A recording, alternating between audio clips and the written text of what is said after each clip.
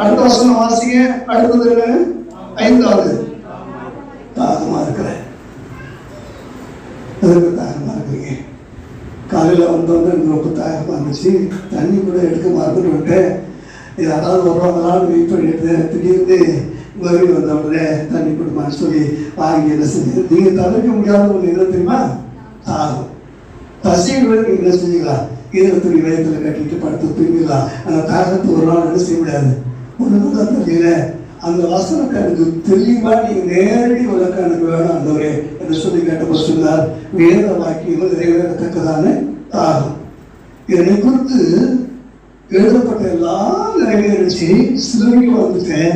ஆனால் 3வது நாள் உயிரோட எழுப்பணும். அதுதான் இன்னும் நிறைவேற வேண்டிய ஒன்று இருக்கு அப்படின்னு கட்டேன். ஆண்டவருக்கு தெளிவாக சொன்னாரு, நீ வசனத்தை வாசிக்கிறவனால வாசித்த வசனத்தை சுவாசிக்கிறவனா சுவாசித்து வாழ்கிறவனா நீ என்ன செய்யணும்? இருக்கணும். அல்லேலூயா. ஒரு தாய் இருக்கணும். ஆண்டவரே இந்த பைபிளை வாசிக்கிறவனா இல்லப்பா, இந்த வாசிக்கிற வசனங்களை எப்படி ஆயிரம் ஒரு முறையாக அதை வாழ்ந்து பார்த்துருவோம். ஆண்டவரே நாம என்ன செய்யணும்? வாழ்ந்து பார்க்கணும். இந்த ஒரு தாக்கம் நமக்கு இருக்குமானால் வசனத்தின்படி வாழ்கிறவங்கள இந்த உலகம் கிறிஸ்துவா பார்க்கும். அல்லேலூயா. கிறிஸ்துவா இந்த உலகம் பார்க்கும்போது அந்த ரட்சிப்பு நீங்க சொல்லாமலேயே விசேஷமாக வெளிப்படும். அந்தியோகியா பட்டணத்திலே சீஷர்கள் ஓராண்டு இருந்து ஊழியம் செய்தார்கள். அந்த பட்டணத்திலே சீஷர்களுக்கு கிறிஸ்தவர்கள் என்ற பெயர் வழங்கிச்சு, பேர் உண்டாயிற்று. அந்தியோகியா பட்டணத்து மக்கள் இயேசு பார்த்துக்கிறாங்க, சீஷர்களையும் பார்க்கிறாங்க, வித்தியாசமே தெரியல. அதனால எந்த பலன் தெரியாம இவங்க என்ன செஞ்சாங்க?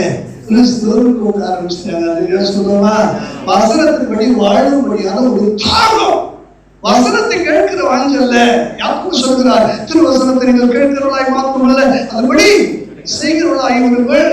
திருவசனத்தை கேட்கிறவர்கள் சுபாவ முகத்தை கண்ணாடியில பார்க்கிறவனை போல இருக்கிறான். அப்புறம் அவன் போன பிற்பாடு தன் சாயல் என்னது என்பதை மறந்து போகிறான்.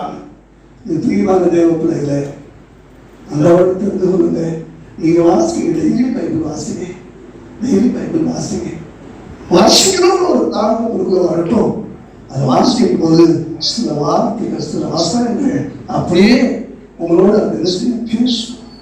அந்த வசனங்கள் உங்களுக்கு சில கட்டளைக்காக வரலாம், சில எச்சரிப்பாக வரலாம், சில செய்முறை நடைமுறைக்கு வரலாம். இதெல்லாம் நீங்க அப்படியே அவனுடைய வார்த்தை சொன்னா ஆம் என்றும் ஆமென் என்றும் அதற்கு அர்ப்பணிச்சு நீங்க அதை வாழ்ந்து பார்க்கறதுக்கு ஆயத்தமாக. அல்லேலூயா.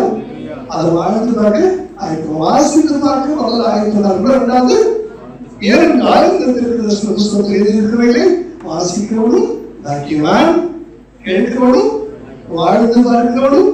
கடற்கரைக்கிறவனை கேட்கிறதா அந்த தாங்க இந்த தாங்க இந்த தாங்க சொல்லலாம். நேரடியா ஒரே ஒரு விஷயம், நீ பைபிளை வாசி, நேசித்து வாசி, வாசித்தது சுவாசித்து வாழ். இவ்வளவுதான். இந்த தாக்கம் உனக்குள்ள இருந்தா உலகம் ஒன்றிலிருந்து என்னை கண்டுபிடிக்கும். அல்லேலூயா. அல்லேலூயா.